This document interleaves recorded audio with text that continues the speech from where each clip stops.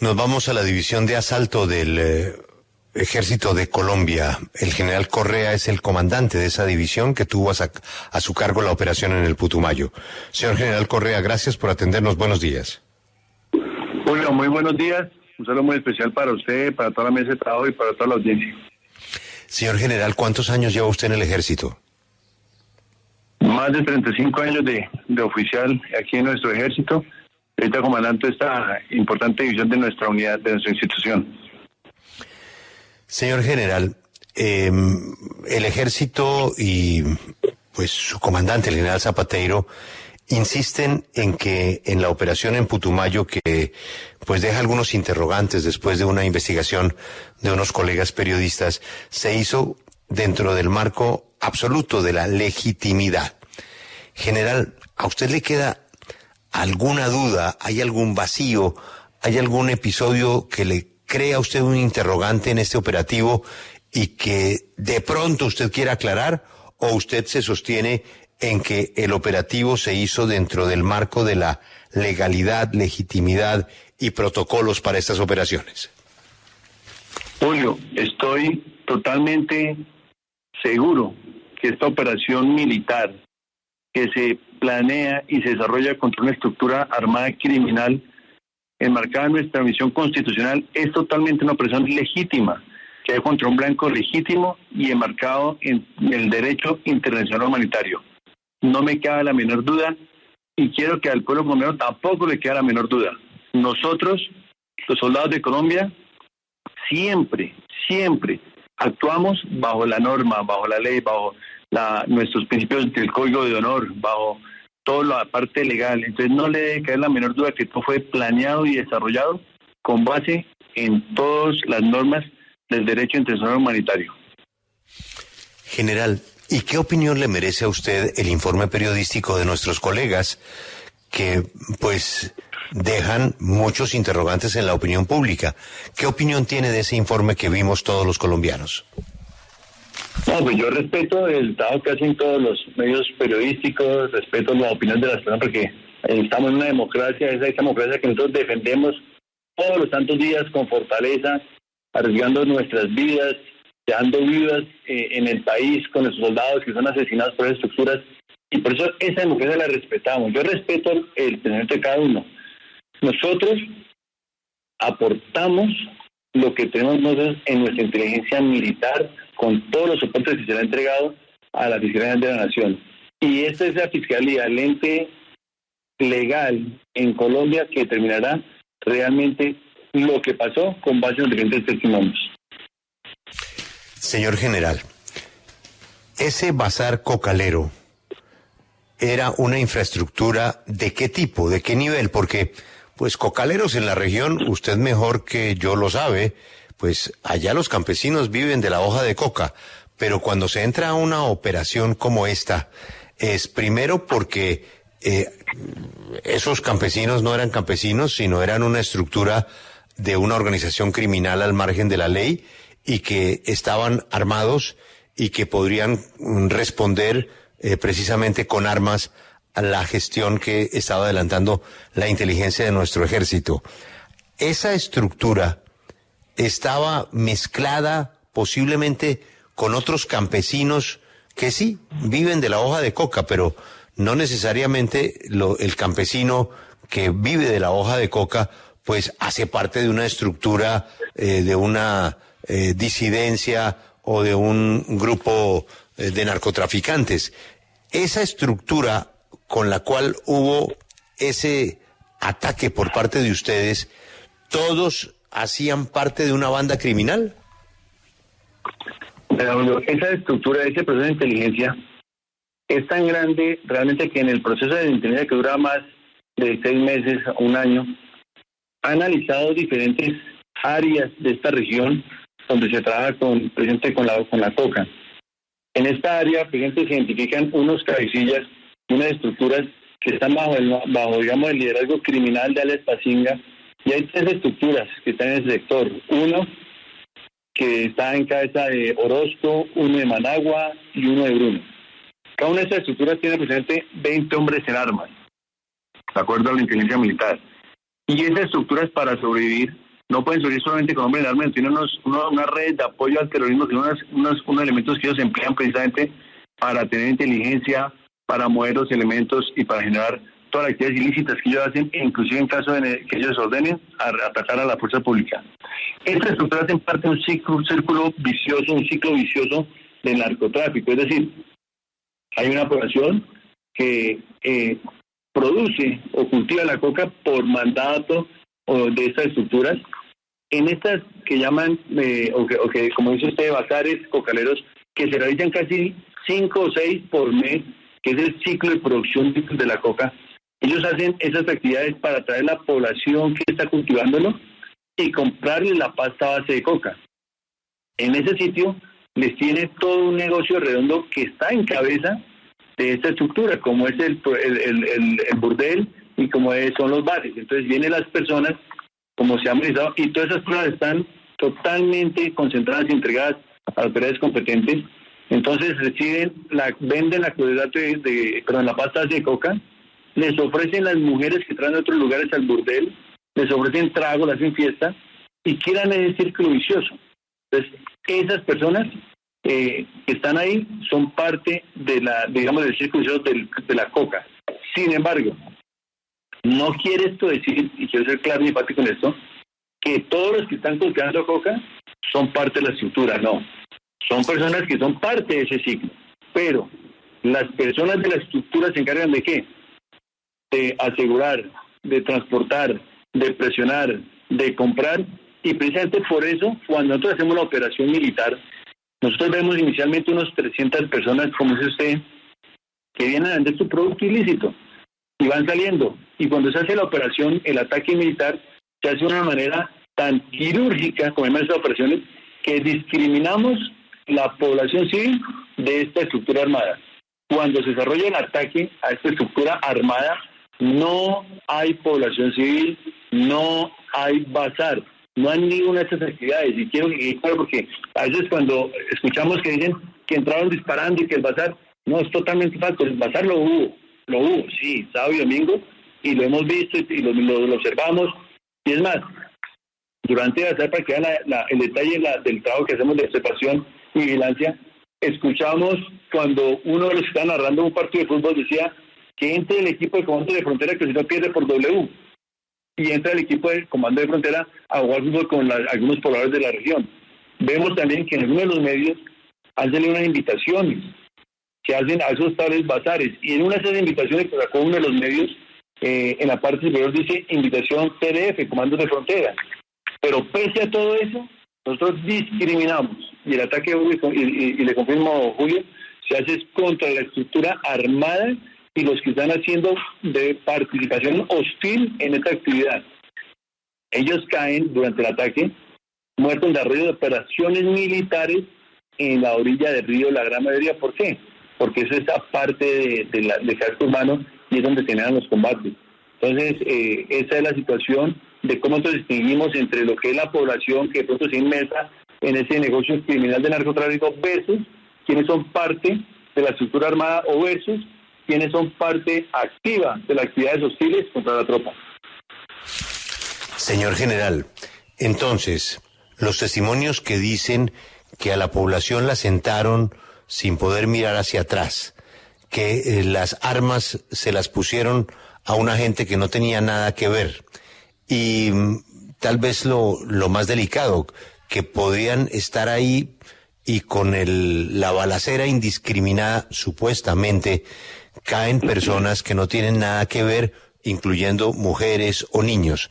Eso no pasó. Lo que pasó es una confrontación cerca del río, no en el bazar donde murieron las 11 personas.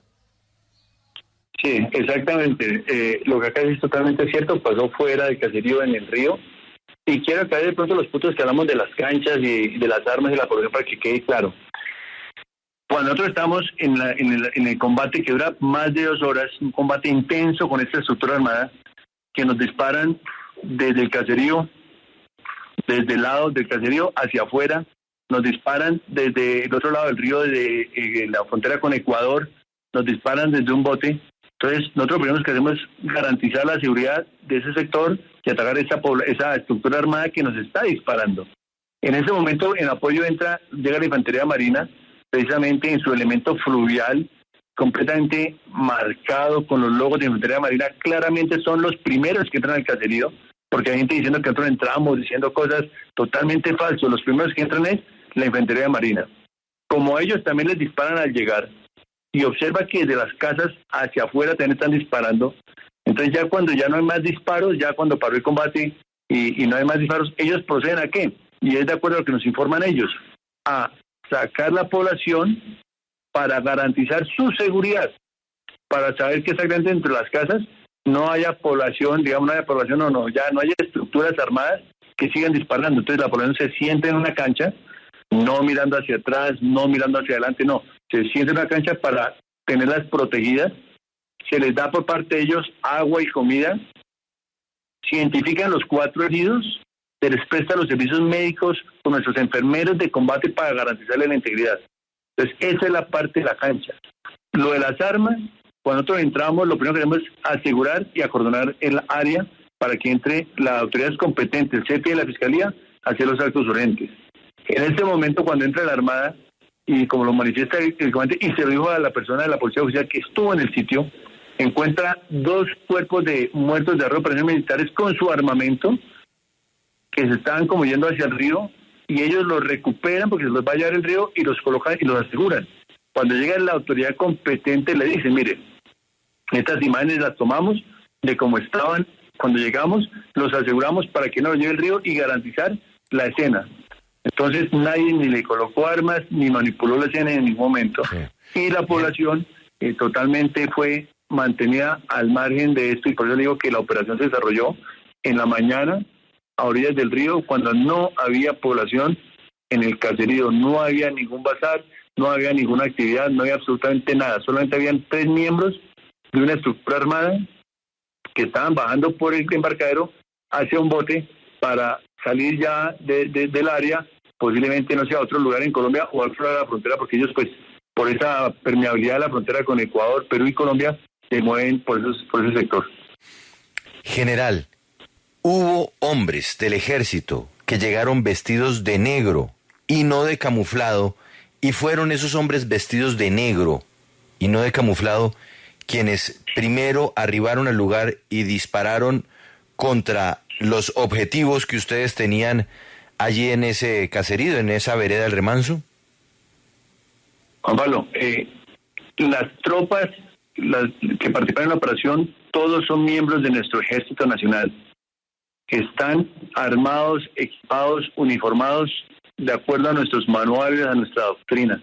El ejército tiene una serie de uniformes con base en el ambiente operacional. Una operación militar se desarrolla con base en el ambiente operacional, que es el terreno, la vegetación, el clima, la amenaza, toda una serie de cosas, y tienen unos uniformes autorizados por reglamento. Ellos todos iban con sus pantalones pixelados igual del Estado Nacional. Usamos unos buzos tácticos que son para mayor comodidad, para mayor confianza, digamos, por el terreno. Hay unos verdes, unos negros, y todos están autorizados completamente por nuestro reglamento. Ellos son los que llegan al área inicialmente. Ellos son los que hacen las operaciones de especiales, y hacen la observación de vigilancia. Tienen un movimiento de 15 días. 15 días donde esos hombres entran con esta ropa presente, por lo que digo, por el tipo de operación que se hace y el ambiente que tienen, donde ellos no tienen tiempo ni siquiera por seguridad de hacer ningún tipo de mantenimiento. Entonces son uniformes que vienen ya, digamos, gastados de 15 días de moverse. Por eso es que algunos dicen que no, que porque están barbados, pues porque nosotros no, en el área, cuando hacemos operaciones especiales, no nos afeitamos, no podemos parar a afeitarnos, primero por seguridad y segundo porque el olor puede detectar la presencia de la tropa. Entonces todas son técnicas, tácticas y procedimientos legales, y todos fueron hombres de nuestro Ejército Nacional que entraron a desarrollar esa operación, y hombres de nuestra Armada Nacional que entraron también con su elemento fluvial debidamente marcado con sus logos, como todos los elementos fluviales que operan en nuestro país. General, yo quiero volver a las personas cuando las ubican de espaldas al sitio donde están los muertos, porque usted dice que lo que se estaba tratando de hacer es revisar las viviendas para que no hubiera peligros y proteger a la población, pero si se quiere poner a la población, ¿cómo se entiende que se las ponga en la mitad del polideportivo, donde se estarían totalmente expuestos a cualquier persona que estuviera supuestamente con armas en esas viviendas? ¿Y por qué se deja durante tantas horas a esas personas expuestas en esas condiciones, varias de ellas heridas, en medio de esas circunstancias, y precisamente dándole las espaldas a donde estaban los cuerpos? Tanto así que la comunidad es la que empieza a decir qué es lo que está pasando y se molesta, como se ve en los videos. ¿Cuál era el sentido de dejarlos ahí precisamente de espaldas a los muertos? Les quiero aclarar que, de acuerdo a lo que nos dice la enfermera, que fue la unidad que llegó allá al caserío inicialmente, las van no quedaron a espaldas, quedaron de espaldas, de frente, de lado. No es que lo hayamos puesto de espaldas, lo hayan puesto ellos de espaldas, ni mucho menos. ¿Y por qué se hizo? Porque se le pidió a la población, como la manifestan, que salieran de las casas, porque ya no había combate, ya el área está asegurado. Y la Infantería de Marina los aseguró, también ubicados alrededor de una estructura armada que disparó desde el mismo casero. General, no hubo ningún momento ni ponerlos de espalda para que no vieran, ni lo que algunos dicen que después su arma, ni mucho menos. Segundo, la infantería... General, se le está cortando la comunicación. Tranquilos, estuvieran calmados, estuvieran con seguridad. Y cuando hay precisamente ese acto de que el enfermo dice, salgamos para que estén aquí, y de manera asegurarse con ellos sin ningún problema, es cuando logramos determinar que hay uno. Y es eso lo que permite que nuestros enfermeros de combate les presten, porque estábamos seguros ya que en ese momento no habían combates. Y se hace mientras lógicamente entra nuestra policía judicial y el CT de la Fiscalía a hacer los actos urgentes tan pronto las condiciones lo permitieron. General, es que los videos y las fotos son muy claras. Las personas están de espaldas al sitio donde estaban los muertos. Es muy evidente. O sea, estaba claramente de espaldas al sitio donde están los muertos. Es que los muertos están en diferentes partes, o sea, los muertos no están concentrados en una sola parte. Recuerden que, como les dije inicialmente, después de la operación, los muertos están, primero que todo, en su gran mayoría, en la orilla del río. Y los que están en el otro lado, salida del pueblo, fueron los que hirieron a sus...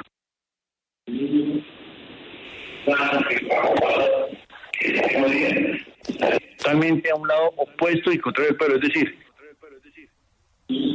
de espaldas de todo el mundo. Y esa información que da Tóquese. Sí, general, perdóneme, es que no sé si usted está, general, no sé si usted está utilizando el altavoz de su teléfono, le pediría que nos hable directamente por la bocina, porque se nos está cortando la comunicación y es muy importante que el país escuche claramente y sin ningún tipo de corte lo que nos está respondiendo. Entonces le ruego, por favor, que si está usando altavoz o manos libres, los desactive y utilice directamente la bocina del teléfono, por favor. Ya no, estoy hablando directamente de la bocina del teléfono. Ok, entonces continúe, por favor, general. Entonces le decía, después de los combates, los cuerpos quedaron en su mayoría hacia la orilla del río, porque fue el combate que desarrolló el presidente en ese área, afuera del río. Los otros cuerpos quedaron al otro costado, que fueron los que realmente intentaron, digamos, rodear nuestras tropas y hirieron a nuestro soldado boleño. Entonces, de acuerdo a la información que nos da la Infantería Marina, ellos están colocados simplemente fuera de las viviendas en un área asegurada, pero en un momento que espaldas a un lado al otro, que devuelven, repito, cuerpos en diferentes partes. Y además, todas esas pruebas ya fueron entregadas a las autoridades competentes. Por eso les digo que se ubicaron, se les dio la atención médica, se les dio alimentación mientras se desarrollaban los actos urgentes. General, usted hablaba precisamente de que este es un trabajo de inteligencia de varios meses, de las ubicaciones de sus hombres en algunos puntos durante las últimas semanas. ¿Por qué, si se hizo de esta manera, se llegó por parte del ejército de una vez a neutralizar? ¿Por qué no una operación de captura? Esto de alguna u otra forma hubiera permitido pues obtener más información de rutas de narcotráfico, conocer ubicaciones de posibles cabecillas. ¿Por qué directamente el ejército llega a neutralizar y pues termina? El resultado, como lo hemos visto, incluso pues a través de otros medios de comunicación, y es lo que denuncia la comunidad precisamente en Putumayo. Nosotros llegamos con una visión muy clara, que es neutralizar una estructura armada con capacidad criminal. Como le decía yo en el contexto operacional cuando se hizo la rueda de prensa, estas estructuras, mire, han tenido más de 27 confrontaciones y entre ellos han asesinado más de 100 de sus hombres con la Carolina Ramírez. Han hecho más de 271 ataques con la población civil. Ahí vemos la capacidad de esta estructura armada que estaba ese día presente armados y como lo muestra el mismo video que ustedes han visto por los medios, con armas, con miras de apuntar más especializadas precisamente para atacar a nuestros hombres. Ellos son unos criminales armados y que han demostrado, no por historia, no por presente lo que está en los soportes, en la alerta temprana y en toda la información que les tenemos de inteligencia, que han hecho toda esa cantidad de asesinatos. Son estructuras criminales.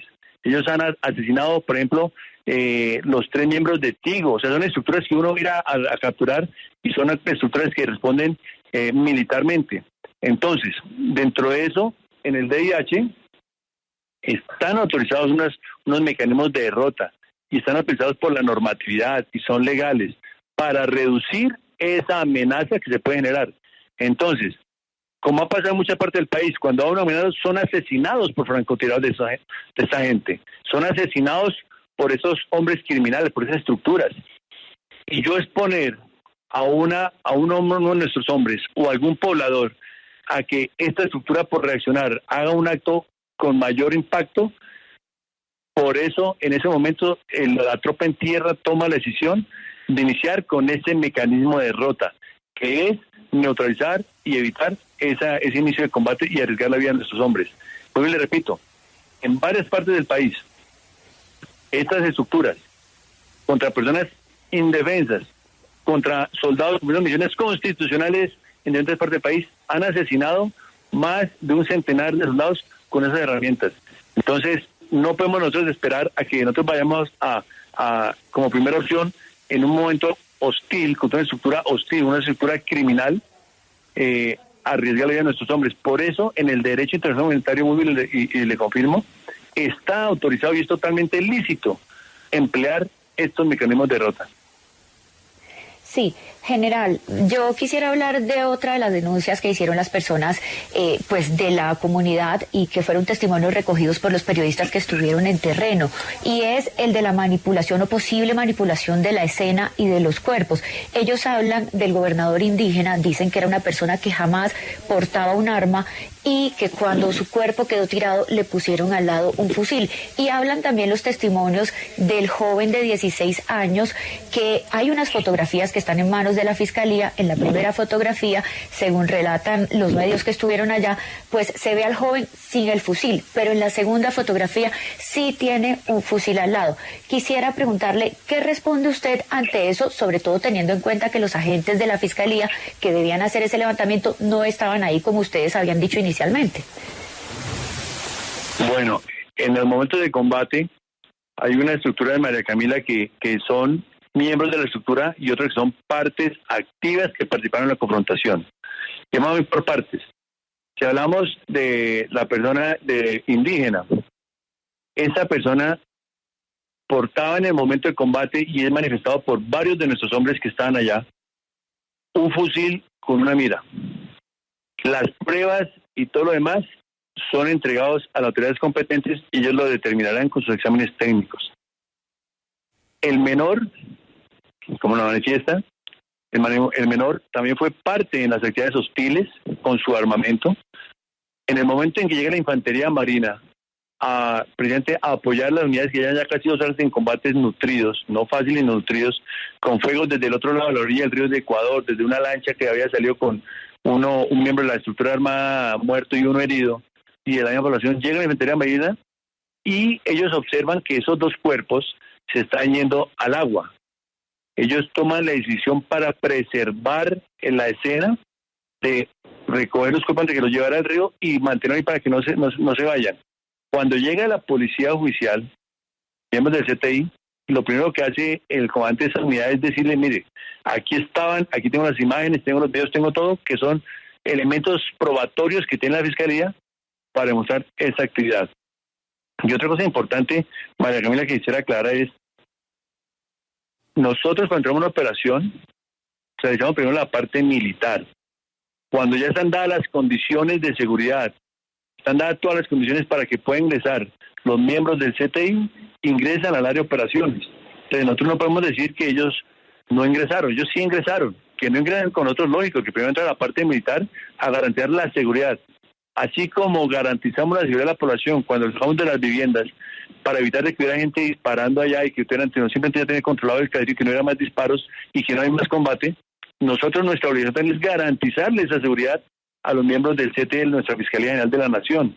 Por eso el combate, que termina aproximadamente a las 9:15 de la mañana, en ese momento que nosotros vamos a emplear helicópteros, no se puede entrar el apoyo con el helicóptero por el clima, entra es la Infantería Marina por el río, precisamente por esa razón, y hace lo que ya les comenté. Hasta aproximadamente las 9:52, casi 10 de la mañana, puede por meteorología ingresar el primer helicóptero, que entran un refuerzo de nuestros hombres, que era un grupo de apoyo para las operaciones y asegurar más en la parte externa por posibles llegar a otras estructuras, y en ese helicóptero evacuamos a nuestro soldado Beleño, que hoy, repito, fue herido por un sujeto, un bandido vestido de civil, que él no le hizo nada porque lo vio de civil, y al momento él sacó el arma y le disparó. Y posteriormente, en una segunda rotación, entran los miembros del CTI de la Fiscalía General de la Nación a hacer las actos urgentes, cuando ya el clima y ya la seguridad lo permitió, y en ese mismo helicóptero es donde se evacúan las cuatro personas que fueron identificadas como heridas en el momento que entra la Infantería Marina a revisar el caserío, y son evacuadas en ese mismo helicóptero. Y es ahí también para también tocar este punto una vez, donde una de las mujeres que está herida y que está siendo atendida por nuestros enfermeros de combate dice: soy menor de edad y estoy embarazada. Eso nos dio una misión prioritaria de evacuar esos 4 heridos a un centro asistencial y colocar la menor a disposición del Instituto Colombiano de Bienestar Familiar para la restitución de sus derechos. Y esa prioridad, decimos, en uno de nuestros helicópteros, precisamente evacuarlos, llevarlo a un centro asistencial. Entonces, esa es la escena que se presenta, y por eso quiero hacer énfasis en lo que el CTI, en qué momento entró y que hizo sus actividades como está ordenado. Señor general, ¿usted le puede dar la certeza a los colombianos que cada una de las 11 personas que cayó en este operativo están dentro de un organigrama determinado por la inteligencia del Ejército, de las Fuerzas Armadas o de la Fiscalía, que pertenece dentro de ese organigrama a alguna de estos grupos dedicados al narcotráfico? ¿O 1 o 2 o 3 personas no están en ese organigrama de inteligencia? Y eso hay que decírselo a Colombia. Julio, en este momento yo le puedo decir a usted y al pueblo colombiano que con base en nuestra información de inteligencia, tanto humana como técnica, los 11 muertos en desarrollo de operaciones militares son presuntos miembros de esta estructura 48 o también participaron de manera activa en una acción hostil. La única autoridad que podrá decirle a ustedes, a todos los colombianos, es la Fiscalía General de la Nación, una vez terminen todos sus procesos. Por eso es que nosotros hemos sido muy cuidadosos de decir cosas que están dentro del proceso, porque ellos son los que tienen esa misión y nosotros la respetamos, nosotros la apoyamos. Por eso nuestros hombres todavía están allá, para que las autoridades competentes, cualquier requerimiento que tengan, cualquier prueba que tengan, que necesiten, ahí estamos prestos para apoyarlos. Entonces, por eso digo que en este momento, con base en la información de inteligencia, está la confirmación de esos sujetos. Pero, perdóneme, general, insisto en la pregunta, porque además usted nos diferencia. Usted, al responderme, me dice, o hicieron parte de una acción hostil o estaban en inteligencia. ¿Cuántos de los 11 estaban en el registro de inteligencia? Es decir, los que ustedes desde antes de iniciar la operación ya sabían que hacían parte de la estructura ilegal. ¿Y cuántos habrían participado de acción hostil? Que eso sí tendrá que verificarlo, y mucho más la Fiscalía y las autoridades, toda vez que se tendrá que comprobar si dispararon o si atacaron o si agredieron de alguna forma a los soldados que estaban participando en la operación. Hagamos ese proceso, que es muy importante saberlo, porque sobre eso también, general, se podrá decir si fue de pronto un descache, un error, que hubiera caído alguno u otro, hubieran herido uno u otro, o si todos estaban dentro de la estructura. Por eso le digo, ¿cuántos estaban en inteligencia y cuántos fueron los que participaron de acción hostil sin estar en los informes de inteligencia?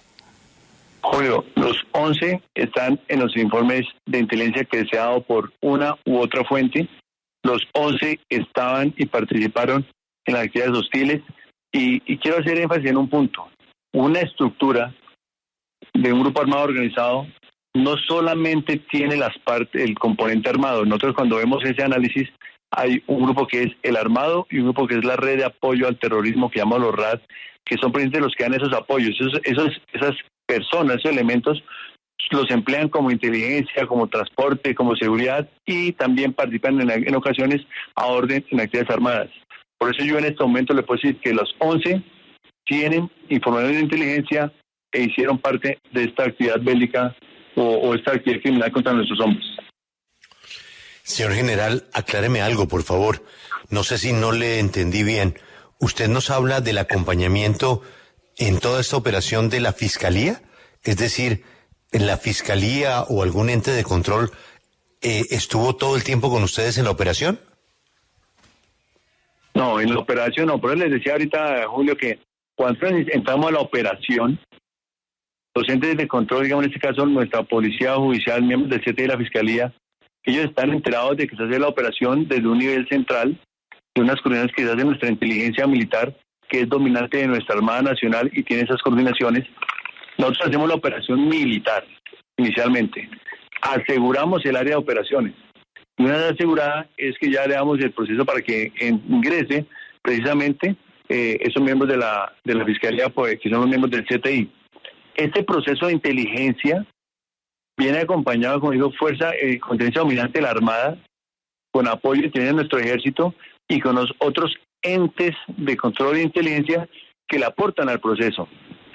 Todos esos videos, todas esas imágenes que usted han visto y muchas más que están ya aportados al proceso, son precisamente el trabajo de esa inteligencia.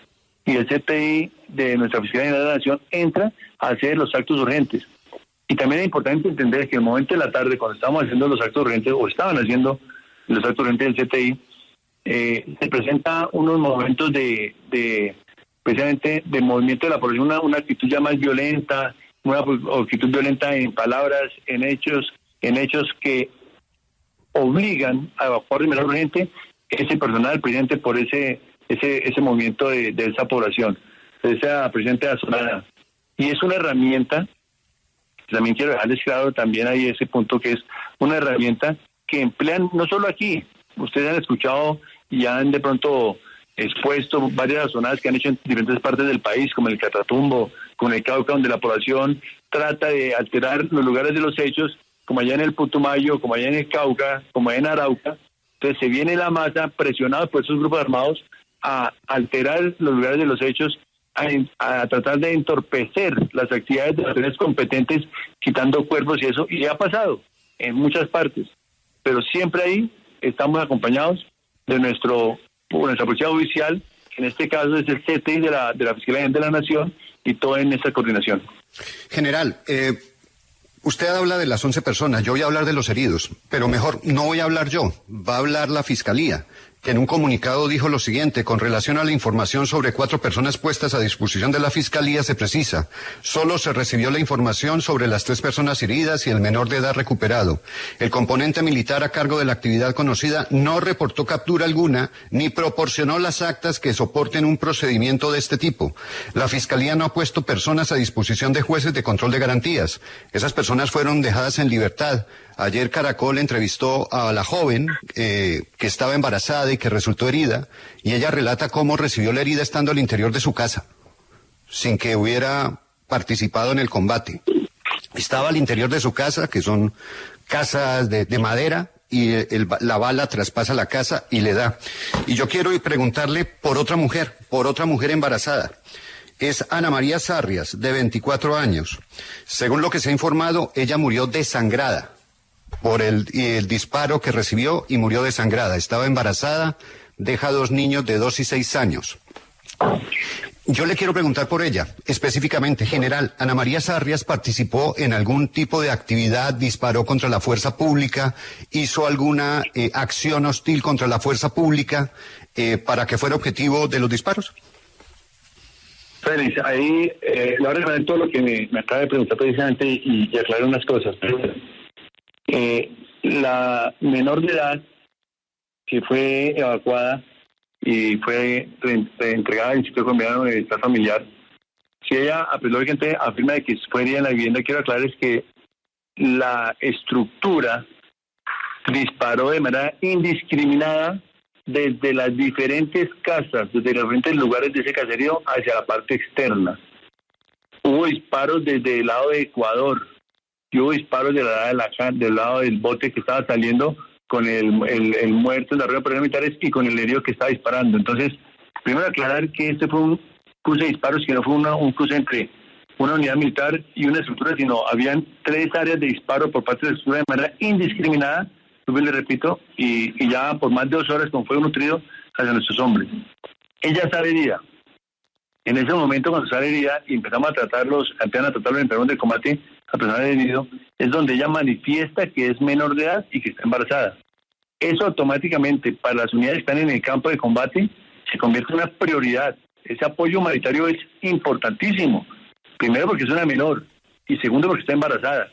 Entonces, por eso, tan pronto entra el helicóptero y que ya están las condiciones dadas, lo primero que hacemos con nuestro CTI es precisamente evacuar ese personal y llevarlo a un centro asistencial. Cuando ya el centro asistencial, ahí es donde coordina para que el Instituto Colombiano de Bienestar Familiar le restituya los derechos humanos. Sí, pero precisamente, general, es que esa fue una de las personas que la Fiscalía dijo que se presentaron como miembros de la organización y que fueron liberadas porque no tenían nada que ver. Las 4 personas que fueron capturadas y que se presentaron como terroristas en el comunicado del presidente, en el comunicado del ministro de Defensa y en todos los comunicados oficiales. Pero le voy a insistir en el caso de Ana María Sarrias. Ella, como le digo, 24 años, murió por un disparo, desangrada. Una persona en el testimonio aparece que estuvo con ella todo el tiempo, pidiéndole que le salvaran la vida, murió en esas condiciones, trataron de llevársela a la lancha, no se pudo, murió. ¿Ella participó, le insisto, de alguna manera en las acciones hostiles contra la fuerza pública? Sí, precisamente ella estaba con esa estructura, participó no solamente en esas actividades, sino también, aparte de eso, lo que ella estaba haciendo también, y lo manifiestan nuestros soldados que están observando, que ella empezó a quitarle el material de guerra, me imagino que era la misión de ella, o su forma de operar, digamos así, a quitar el material de guerra y el equipo al personal que estaba ya muerto en derrota de militares y tirarlo al río. En ningún momento nosotros, y por eso le quiero aclarar bien lo de la mujer evacuada, teníamos conocimiento oficial de que esa persona está embarazada. Es una mujer que cae a las orillas del río con la estructura armada en esos actos hostiles y que es observada precisamente botando el material hacia el río. Cuando llega la Armada Nacional, que vuelvo y le insisto, es la primera que llega a ese sector del caserío, porque nosotros estamos al otro sector, llega y la mujer ya ha fallecido. No pueden decir aquí en ningún momento que no le prestó el servicio médico, que no le apoyó, porque precisamente los 4 que salieron heridos, de manera inmediata, por la prioridad del apoyo humanitario que le damos a todos. Y que quede claro, no solo a nuestros soldados, nosotros apoyamos a todos los heridos en el campo de combate y los sacamos allá a que den el servicio médico. Entonces, para nosotros la prioridad siempre, y lo han visto ustedes, no en esta operación, permanentemente, nuestra prioridad para nosotros siempre es preservar la integridad, no solo de la tropa, no solo de la población, sino cualquier miembro de cualquier estructura armada que cae herido. Esa es nuestra prioridad, y eso quiero que quede claro que es uno de los principios fundamentales de nuestra institución, y por eso hacemos apoyo humanitario permanentemente en todo el territorio nacional. Ustedes como periodistas también se pueden dar cuenta y han visto a lo largo del tiempo que eso es lo que hacemos, preservar la integridad de todos los que estén en ese momento. General, usted habla de los resultados de la operación, entonces hablemos puntualmente de un dato en concreto. Fueron 11 personas abatidas, pero solo se encontraron 6 fusiles. ¿Dónde está el otro armamento? ¿Qué pasó con ese restante de armamento que pues posiblemente serían de las demás personas que fallecieron en medio de la operación? ¿Por qué solo 6 fusiles? Diego, una cuestión que debemos tener claro ahí, que yo les decía y quiero llamar un poco de énfasis, es ellos emplean una guerra híbrida. Por eso es que en todo el territorio ellos andan vestidos de civil, la gran mayoría, y con su armamento, como lo han visto en las diferentes operaciones que hemos desarrollado en todo el país, precisamente para confundirse. Entonces, esa es una forma de digamos, botar el armamento, como le dije ahorita, que los soldados que están en la operación, ellos manifiestan y se le informará ya con las pruebas de que hay personas, como esta mujer que hablamos ahorita, que precisamente los botan al río para que ellos queden como personal civil. De igual manera, hay otras áreas, por ejemplo, como en el Cauca, donde ayer precisamente fue muerto en la red de operaciones militares un bandido, y ese bandido tenía 4 fusiles. Entonces llegan y aprenden 4 fusiles, es decir, las personas se fueron, dejan los fusiles, estos fusiles los botan al río, se observa que los botan al río, y esa es parte de esa guerra híbrida. Por eso nosotros no podemos pensar en un momento en que la guerra que de pronto en otra hora se vivía con estas estructuras donde todos están uniformados, con sus brazaletes, esa guerra no existe, porque ellos saben que a ellos les conviene esa guerra híbrida que permite mezclarse con la población civil, y por eso botan el material, lo dejan tirado, porque saben que se quitan, por ejemplo, un delincuente que anda con pasamontaña, se quita el pasamontaña y ya es una persona sin ningún problema. Entonces ellos lo manejan, pero todo eso que les estoy comentando está siendo puesto a la autoridad competente, para que sea ella la que determine realmente qué fue lo que pasó y quiénes fueron parte activa y quiénes fueron o fueron parte de esta estructura armada. Nosotros le damos todo el aporte de inteligencia, le damos todas las pruebas técnicas, le damos las declaraciones de nuestros soldados, que son esos soldados que duraron 15 días exponiéndose para cumplir su misión constitucional. Esos soldados que hacen parte de un ejército que permanentemente están arriesgando su vida, que tenemos muchos asesinados, mutilados, pero que son unas personas totalmente íntegras y que pese a que los atenten, son personas que respetan claramente todas las normas legales, todos los procedimientos y todos los protocolos que garanticen el cumplimiento perfecto del DIH. General, le hago esta pregunta con el mayor respeto. Entonces, todas las personas que hemos visto, los testimonios que han recogido los periodistas que han hablado aquí en la W, que han estado en la televisión, que hacen parte del último informe que vimos, ¿todos esos testimonios mienten? No, Julio, yo no puedo decirle que mienten, simplemente como he dicho anteriormente, nosotros somos respetuosos, como en una democracia, la opinión de cada uno, tienen el derecho a dar los testimonios que consideren, pero pues también es bueno que estos testimonios queden con las pruebas que se requieren, lo entreguen a la Fiscalía para que ella sea la que analice los testimonios, analice las pruebas, analice lo técnico y tome las decisiones. Una vez me preguntaron a mí, me hicieron una pregunta similar y yo les dije, mire, nosotros, el Ejército Nacional, no estamos hablando de narrativa, no estamos contando una historia. Nosotros estamos mostrando al pueblo colombiano y por eso ayer cuando nuestro comandante del Ejército, General Zapatero, demostró en la entrevista que le hicieron las imágenes, algunas de las pruebas, le estamos dando son hechos contundentes que ponen en la autoridad competente. Entonces, si alguna otra persona tiene una opinión diferente, está en todo su derecho. Este es un país totalmente libre. Por eso nos sacrificamos todos los días, para que sea un país libre, que todo el mundo pueda expresar lo que considera expresar. Pero en este caso, lo importante es que esa expresión quede estipulada ante los entes de control, que son los encargados de estudiar todo eso y tomar una decisión en el marco legal. General, dentro de la operación cae un gobernador indígena.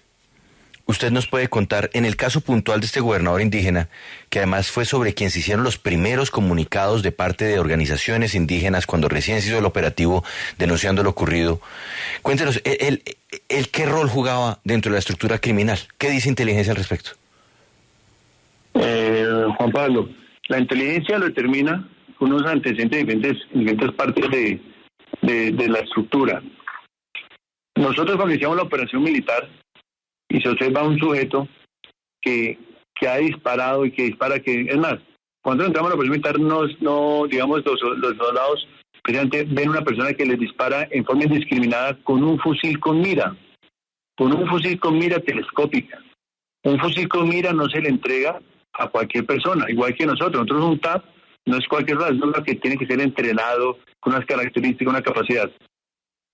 Que él tenga un rol de líder indígena es diferente. Lo que nosotros en el área de operaciones vemos es una persona armada, atentando contra nuestros hombres, que le dispara en repetidas ocasiones y ellos lo identifican. Y por eso es que lo neutralizan. Porque está disparando de manera indiscriminada desde el área hacia la parte externa donde estamos.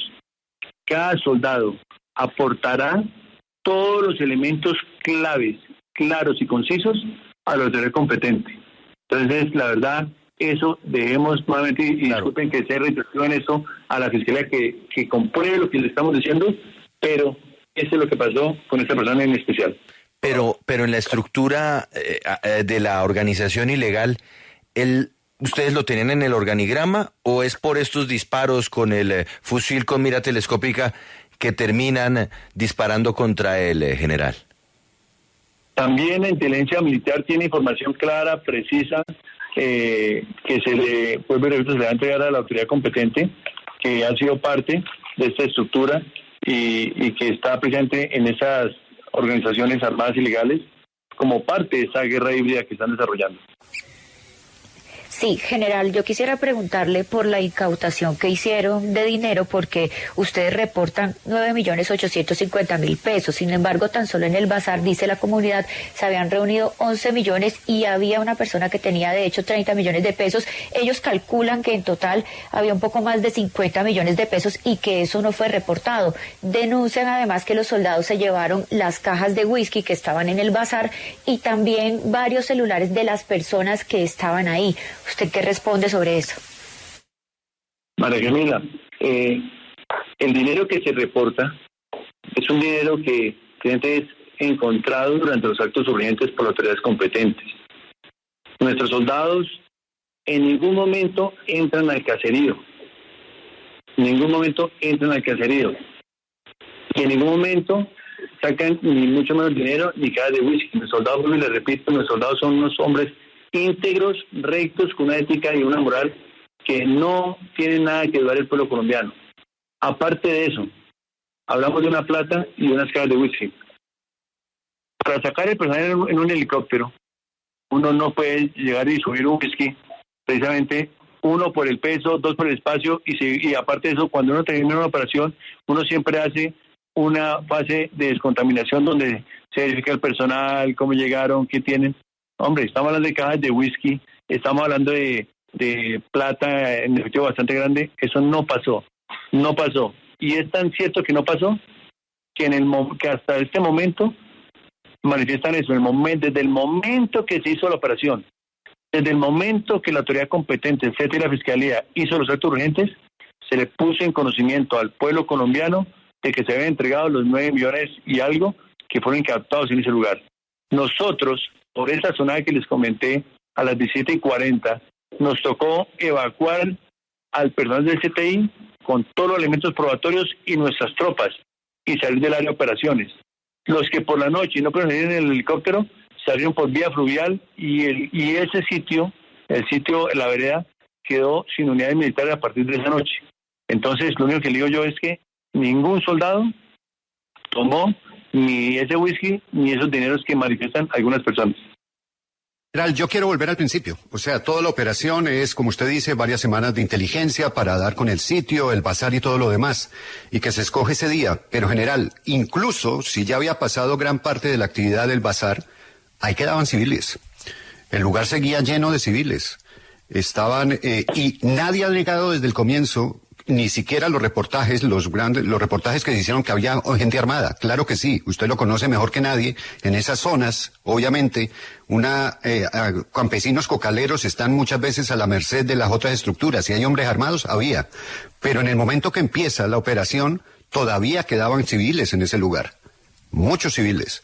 Y por eso, esas condiciones, incluso general, no son las que permiten que se les vuele el principal objetivo, que era el señor Bruno? No, en ningún momento. Eso, la población civil había. Y quiero retirar lo que yo les decía. Nosotros los observamos con vigilancia 2 días, 3 días, pendiente para discriminar esa población civil de la estructura armada. Eso es una actividad que ellos emplean como parte de la guerra híbrida. No solamente en el Putumayo, sino en Caquetá, en Arauca, en el Cauca, en el Catatumbo, en todo lo hacen lo mismo. ¿Por qué? Porque ellos buscan precisamente con eso que no sean operaciones militares contra la población civil. Por eso cuando las hacemos discriminando entre población civil y la estructura. Entonces, cuando pase la operación, cuando se realice el ataque, vuelvo y repito, no hay población civil en la parte exterior del caserío, es decir, no hay nadie ni afuera de las casas, no hay nadie ni en el parque, no hay nadie en la cancha de fútbol, nadie. Los que están son los 3 sujetos que están en el embarcadero, que es fuera de la población civil, caminando hacia el borde del río, y es ahí donde se ejecuta la operación. Precisamente por eso es que ahí caen la mayoría de los cuerpos, caen en ese sector, precisamente porque están fuera y están como parte de estructura también apoyando esas actividades. Ahora, lo del Casilla, esa estructura del área que nombrada de interés que trabajamos nosotros, precisamente tiene una composición que tiene varias personas, no solamente ese es Bruno, sino tiene 3 cabecillas que hacen parte de esa estructura que controlan precisamente este acto ilícito, esos tales bazares en todo el sector. Tenemos a alias Managua, tenemos a Rogelio, tenemos a Osorio, tenemos a Pescador, a Bruno Pescador. Entonces, ¿qué pasa? Ese día en la madrugada, como le manifestaba en otras ocasiones, en la madrugada los unidades que están en observación de vigilancia escuchan que un bote sale. Aproximadamente a las 5 de la mañana salen varios botes y pues nosotros asumimos de que se va la estructura. Por inteligencia, se tiene que en esos botes, primero sacaron gran parte de la pasta básica que no habían podido sacar antes, ya hacia los laboratorios. Y segundo, que de ese sitio, en esa hora, al parecer, vuelvo a repetir al parecer porque es la información de inteligencia, sale este sujeto alias Bruno y se va del área, presuntamente a otro lado del río. De pronto y posiblemente, vuelvo y le repito, está en el lado ecuatoriano, precisamente disparando a nuestros hombres. Y por eso entre los muertos en la red de operaciones militares cae otro cabecilla, que es alias Managua. Ese cabecilla es del mismo nivel, o inclusive hasta más nivel, que el mismo Bruno, que nosotros por inteligencia estábamos ubicados presente a Bruno, que era el que controla ese sector, pero por el fuego tan nutrido que recibimos de diferentes partes, estimamos que también la estructura de Managua, Jairo, que son 20 hombres en arma aproximadamente, estaba ahí. ¿Y quién es él? ¿Quién es Managua? Managua es la persona que no solamente comercializa en esas veredas, sino que también es el que hace las negociaciones y las lleva tanto a Ecuador como a Perú, a esos grupos ilegales, a los laboratorios para hacer ese círculo vicioso, digamos, que prácticamente hablamos del narcotráfico. Y esa persona fue presidente la que también las autoridades peruanas lo tienen identificado como que mató a 3 personas civiles en ese país. Entonces, sí, Bruno estaba, pero también estaba otro cabecilla. Pero, general, bueno, sobre que todavía había personas civiles, ahí sí entra otra vez en contradicción, porque los testimonios que se han recogido es que sí, que ya eran horas de la mañana, todo lo demás, pero que había personas que todavía estaban en el sitio, estaban preparando comidas, iban de un lado a otro, que todavía había gente, o sea, campesinos en la zona en ese momento. Pero bueno, eso será la otra discusión. Pero entonces usted lo que nos dice es que Bruno ya se había ido cuando comenzó el operativo.